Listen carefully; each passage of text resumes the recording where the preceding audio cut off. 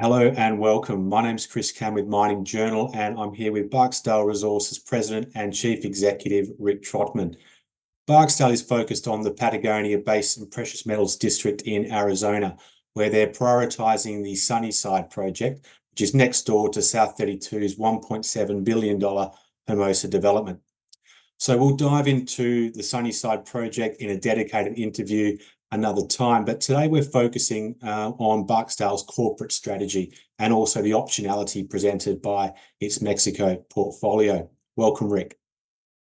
Hey, it's great to be here. Thanks for having me.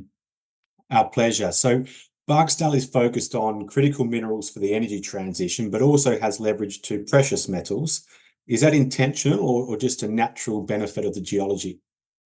Yeah, that's just what Mother Nature's giving us. Luckily, the projects that we're looking at are polymetallic in nature, which means that along with the copper or the zinc, you oftentimes get appreciable amounts of silver or gold or whatnot, just depending on the deposit style on each of our projects.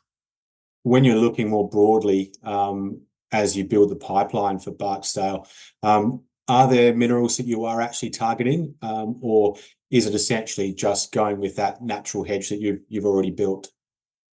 Yeah, I think we're going after styles of deposits, and so we're naturally going to get that kind of polymetallic breakdown. So when you're looking at porphyry districts, carbonate replacement districts, things of that nature, you're going to get the kind of copper plus or minus, all of those other minerals. So, zinc being kind of the second, primary mineral there, and then into the leads, the silvers, the golds, things of that nature. I don't think you'll ever see Barksdale kind of going off on a tangent into some other space like, say, lithium or nickel or things of that nature. Our team's just not built with that style of geologic expertise. So we're trying to stay in our lane, so to speak, when it comes to the geology. Okay, so you mentioned jurisdictions there, or touched on that. That goes hand in hand with the style of geology. You've got Arizona and Mexico, two tier one jurisdictions, obviously Arizona being one of the best in the world. Is that something that is a corporate strategy that you will only stick to those jurisdictions where you're comfortable, or will you chase the geologies that you're more familiar with and you see opportunities into less known or more difficult jurisdictions? Yeah, that's a great question. We'll go wherever the opportunities present themselves. Now, a different question is how much time and energy and money would we invest in those opportunities if they were, say, in a more risky jurisdiction? And I would say, from a Barksdale perspective, it would probably be quite low. There are always great opportunities out there, and we're constantly reviewing additional projects to add into the pipeline. But it would take a special set of circumstances for us to kind of expand beyond, Arizona and northern Mexico right now. Not to say that it wouldn't happen, but it could also take, a different style of, structure as well to get it done. So, it may be something that ultimately is spun out for our shareholders into a different vehicle or what have you, if it doesn't meet the kind of capital and strategic focus that the company currently has. Okay. And looking at ESG, obviously this is a huge issue that is becoming more and more important. Companies these days put a lot of time into their policies for sustainability and ESG best practice. What does it look like for Barksdale in terms of the Arizona portfolio and then Mexico? Is it a different approach for each jurisdiction, or do you find that you've got some general tenets that you can apply across the board? Yeah, we have the same general philosophy in both places. So we try to have a presence locally within the community, and we like to have mechanisms for that community to provide us feedback. We try to be as transparent as humanly possible. Sometimes, within a corporation, it gets a bit tough at times, but we try to answer every question that we get from the community, and we try to keep them up to date as best we can, so that way there's no surprises. Communities tend not to like surprises. And the best thing that we can do is just keep them up to date. So that's kind of the overarching, policy that we have in place. But that being said, we don't spend a ton of capital on that. It's more of a man hours type thing, and being open and available for when those questions come in, or for when those, people walk through the door, so to speak.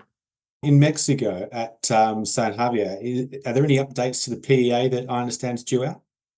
Yeah, so it's taken a bit longer than we expected, going through the draft that we received late last year. So we're putting the final touches on that right now, and we expect to have it out here probably before the end of the month. So that document, we intend to file, on or about the same time that we make the press release going out. Usually you kind of have a 45-day window to, make the announcement, put the press release out, and then file the documents on CEDAR. And we're looking to close that gap and just make sure that everything is provided very quickly. And so that should be out before the end of the month. And I think what it will show is, that we have a good project there that has low development capital, a decently long mine life, and lots of opportunities to kind of extend that mine life, make the deposit and that production profile bigger and more robust. So it's got a lot of opportunities, and it's a pretty attractive looking project as well. Okay, and finally, as Sunnyside and San Javier mature, what's the strategy look like in terms of just getting that pipeline topped up for the next stage of the company's life? And when does that become a priority for Barksdale? Yeah, so we're already looking at that. San Javier is, a project that I think at this point it makes more sense for Barksdale to look at it opportunistically from kind of a M&A standpoint, right? Perhaps getting it into the hands of a group that would advance it towards production. I think that we get better bang for our investment dollar in Arizona with those exploration projects, rather than incrementally adding to San Javier. I think that's what our shareholders want and appreciate. And so I think most of the pipeline development would be in Arizona, where we have additional exploration properties within the same district, that Patagonia district, where we can selectively, put additional projects into the permitting pipeline for exploration programs. And that's what we're currently looking at right now. Which projects have the best opportunities? Which ones should we prioritize and, put into that permitting queue, understanding that they take, a decent amount of time to push through, the U.S. Forest Service. It's not a 6-month process. So we've learned from our previous endeavors, and we would look to kind of plant those seeds, understanding that they would come to fruition, a year, 2, 3 down the road. Rick, that's all we've got time for. Thanks so much for joining us. It was a pleasure. Thank you.